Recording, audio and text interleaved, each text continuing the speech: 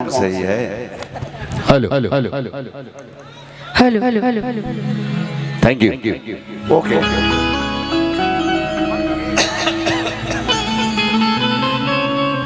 करत भोजपुर के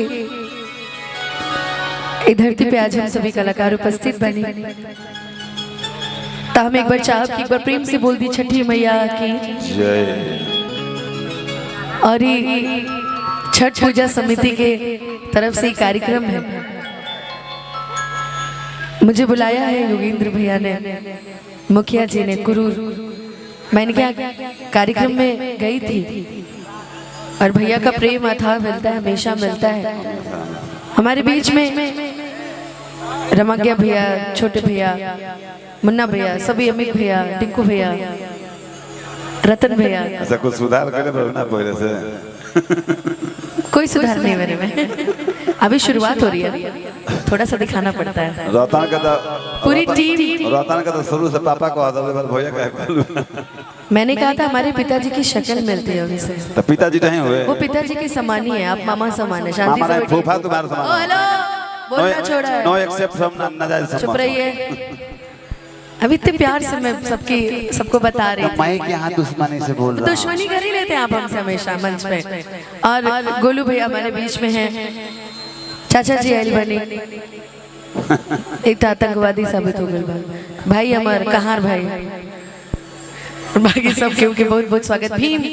भीम आया हमारे बीच में, बहुत ही सुंदर कलाकार, इसको भी सुनेंगे आज मंच पे। माइक वाले के बैठ मेरे पे कबो कबो, अब कैसे मांगे माइक। एक छटके से शुरुआत करते हैं, उसके बाद फिर अमित भैया बड़े ध्यान से मुझे देख रहे हैं। हेलो, काफी दिनों बाद हम मिले ना। कि देर लगी नीमे तुमको, शुक्र है फिर आए तो आइए आइए, आपका इंतजार था। लेकिन अब हम आ गए तो एक बार प्रेम से बोल दीजिए छठी मैया की जय। हमारी माताएं बहनें भी बैठी हैं, सभी को बहुत बहुत प्रणाम। चैनल से मेरे बहुत सारे भाई आए हैं, सभी को बहुत बहुत स्वागत, बहुत बहुत अभिनंदन। आइए। वाह वाह।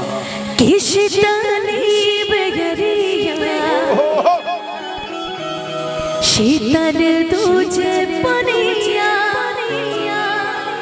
कब देव देवता तू आके दर्शनिया, जोड़े जोड़े पियारी ए गंगा मैया, घटवा पर दीवई चढ़ावे हो।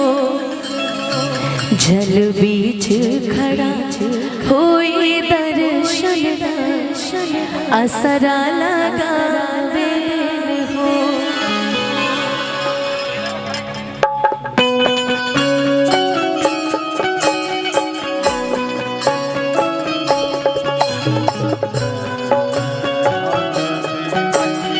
जय हो मैया छठी।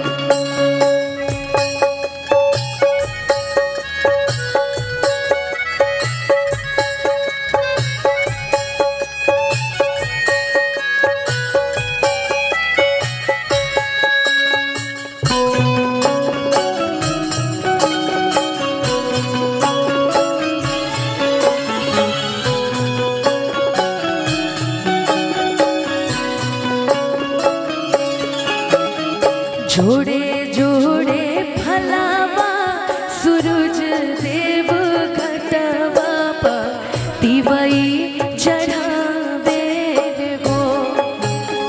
जोड़े जोड़े फलावा सूरज देव, घटवा पर दीवई चढ़ावे हो।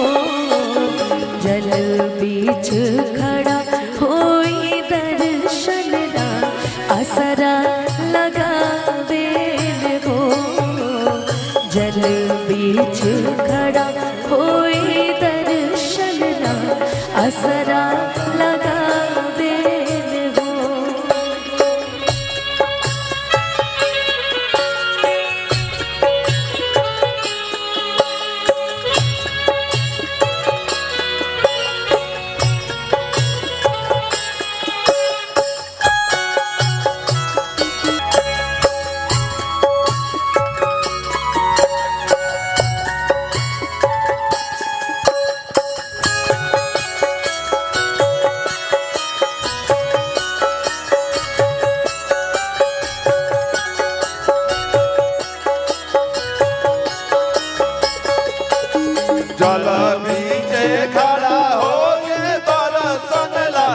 सदा